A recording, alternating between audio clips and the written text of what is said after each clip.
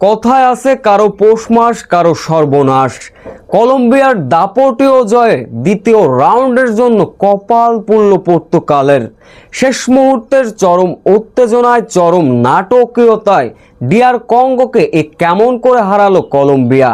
যে সমীকরণে point table উলট পালট, দ্বিতীয় রাউন্ডের জন্য কপাল পুড়ল পর্তুগালের।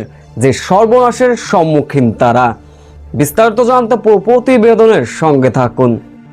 গত রাতে উজবেকিস্তানের বিপক্ষে 5-0 গোলের বড় ব্যবধানে জয় পেয়েছিল পর্তুগাল। আনন্দটা রূপ নিল বিষাদের সকাল হতেই। কিন্তু সকালের ম্যাচ কলম্বিয়া ডিআর কঙ্গোর ম্যাচের দিকে অনেক কিছু নির্ভর করছিল পর্তুগালের। এদিন অবশ্য বাঁচা মরার লড়াইয়ে নেমেছিল ডিআর কঙ্গো কলম্বিয়ার বিপক্ষে। শুরু থেকেই আধিপত্য দেখাচ্ছিল দুই দল, কেউ কাউকে বিন্দু মাত্র দিতে চাচ্ছিলেন না ছাড়। একের পর এক আক্রমণ সাজিয়ে বসেছিল অবশ্য কলম্বিয়া, কিন্তু সেটাও প্রতিহত করে দিচ্ছিলেন ডিআর কঙ্গোর রক্ষণভাগ। তাতে করে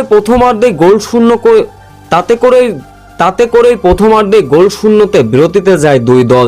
এরপরে দ্বিতীয়ার্ধে এসে চলে আক্রমণ আর পাল্টা আক্রমণ।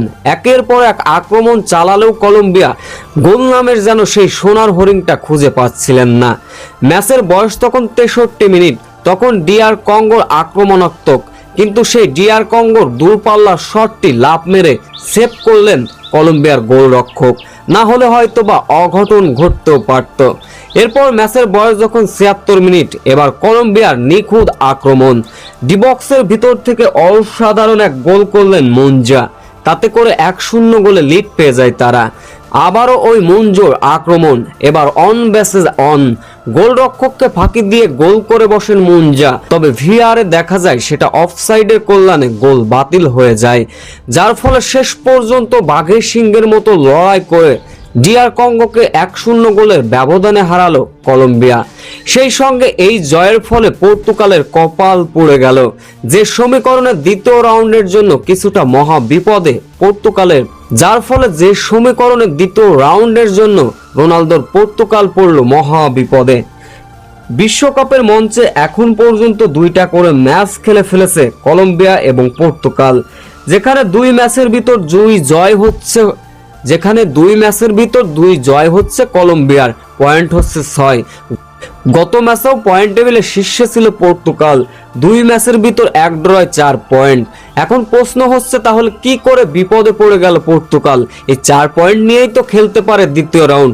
কথা হচ্ছে গ্রুপ চ্যাম্পিয়ন হলে দ্বিতীয় রাউন্ডে অর্থাৎ রাউন্ড অফ 32-এ গিয়ে একটা দুর্বল দলের সঙ্গে পড়ার সম্ভাবনা থাকে গ্রুপ চ্যাম্পিয়নদের।